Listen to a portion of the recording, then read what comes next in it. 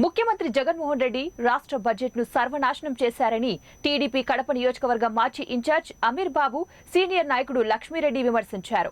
కడప నగరంలోని 25వ division అణవై circle నుంచి బాబు surety భవిష్యత్తుకు గ్యారంటీ అనే కార్యక్రమాన్ని నిర్వహించి ప్రజలకు కరపత్రాలను పంపిణీ చేశారు. ఈ సందర్భంగా వారు మాట్లాడుతూ ధరలు విపరీతంగా పెరిగి సామాన్య మద్దతు ప్రజలు ఆర్థికంగా ఇబ్బందులు పడుతున్నారని ఆవేదన వ్యక్తం చేశారు. అన్ని రకాల ధరలను సీఎం జగన్మోహన్ రెడ్డి పెంచేశారని విమర్శించారు. ఎన్నికలు ఎప్పుడు వస్తాయో అని ప్రజలు ఎదురు చూస్తూ ఉన్నారని పేర్కొన్నారు. టీడీపీ హామీలను జగన్ కాపీ కొడుతున్నారని ఎద్దేవా చేశారు.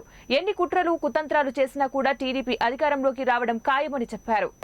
వాళ్ళ పరిస్థితి జీవన వాళ్ళ బడ్జెట్ మొత్తం కూడా తారుమారు చేస్తారు.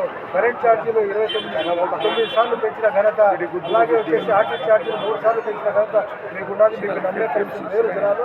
ఎప్పుడెప్పుడు ఎన్నికలు వస్తాయా, ఎప్పుడెప్పుడు మీకు జవాబు చెప్పాలని చెప్పి ప్రజలు రాసు కూర్చున్నారని చెప్పి తప్పకుండా మళ్ళా చంద్రబాబు నాయుడు గారికి ఈ రాష్ట్రంలో ఆయన మళ్ళా ముఖ్యమంత్రి అయితే అందరూ అభివృద్ధి చెందడానికి రాష్ట్రాన్ని 5 కోట్ల ఆంధ్ర ప్రజల యొక్క ఆ పరిరక్షణ, ఆర్థిక అభివృద్ధి కోసం పాటుపడేదానికి వాళ్ళు ప్రతిజ్ఞ చేసి ముందుకు నడుస్తున్నందుకు మా తెలుగుదేశం కార్యకర్తలందరికీ కూడా